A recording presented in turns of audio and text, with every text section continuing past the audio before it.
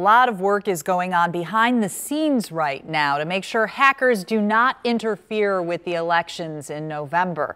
The issue is getting more attention in Congress, where lawmakers approved giving the states $380 million to upgrade their election systems. And to talk about all of that, we invited Sherry Poland, the director of the Hamilton County Board of Elections, to join us. And we want to thank you for being here. Thank you for having me. So I want to start with, is the system hackable? Because it's a paper vote. That's correct. Okay. Our voting equipment is never connected in any way to the internet, and neither is the tabulation system, the software that tabulates those votes on election night.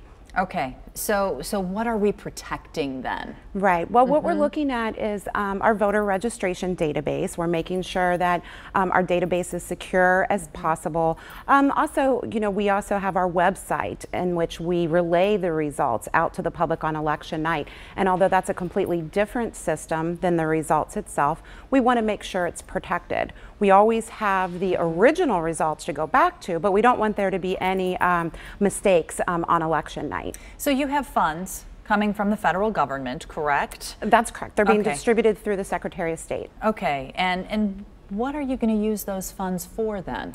Well, we've actually been discussing a lot of different resources with Homeland Security. They have a lot of utilities that they can provide with us, basically assess our system, let us know if there's any points of vulnerability and how to correct those. So we've been in discussions with representatives from Homeland Security for several months now. Okay, so we've been in discussions. What does that mean regarding changes that we might see in the next couple of years? Yeah, I don't think the public will notice a change at all. It's all with our inner workings and how we keep our network secure. Okay, so public won't notice. Does the public have any reason to fear any kind of manipulation of the system? I want the public to be completely confident in the system that we have. As I said before, we do have a paper-based system. So there's a record of every vote, and that paper ballot is used if we ever need to have a recount. We also audit the elections, in which we use the paper ballot to audit, and through those audits over the past 10 years, we have found the system to always be 99.9% accurate.